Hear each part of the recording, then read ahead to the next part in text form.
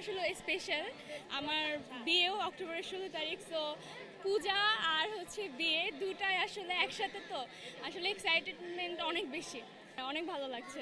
মানে আর যদিও পরিস্থিতি একটু অন্যরকম, সো জুলাইয়ের মানে 5 আগস্টের পরে যে হচ্ছে এরকম করে পূজাটা হবে এটা ভাবতে পারিনি। মানে এইটুকু ভালো লাগছে যে কোনো সমস্যা বা হচ্ছে কোনো দুর্ঘটনা হয়নি এখনো পর্যন্ত।